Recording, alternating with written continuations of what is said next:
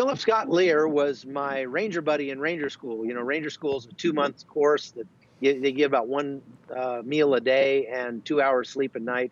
And they pair you up with somebody when you get there, and you stay with that person throughout the whole time. And boy, you get to know that person better than anybody. You know, we came from different battalions. And so after Ranger School, we sort of drifted apart. I didn't see him for a little while. And not long after that came the invasion of Panama. Well, it's just so happened that of the 13 aircraft that went down there to do the paradrop that night, I ended up sitting right next to Philip Lear.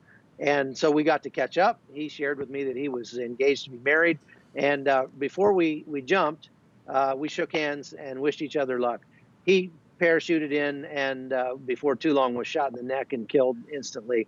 I didn't know it, but a couple hours later, I was at the battalion aid station and was asked to move a body that was in a body bag. And so I helped to move him. And not long after that, the chaplain came out and said, "Do you know who that was that you were moving?" And I said, "No." He said, that was Lear. And he gave me his dog tags. And I can tell you, Grant, it was like I aged 20 years just like that. Yeah. And, you know, it really brings it home when somebody you love gives their life in battle.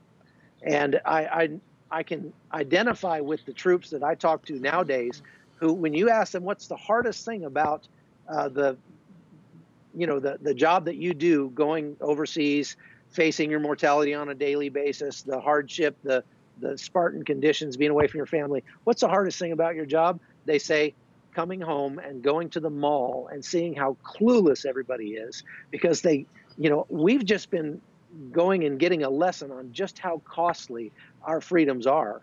And when you come home and you see how cheaply people treat them, it makes you resent that.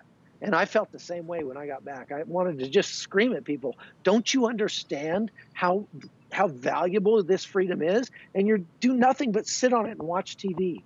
And I still feel that way sometimes when I think back to Lear and to the brotherhood that he and I shared, and so many more who have given their lives since then.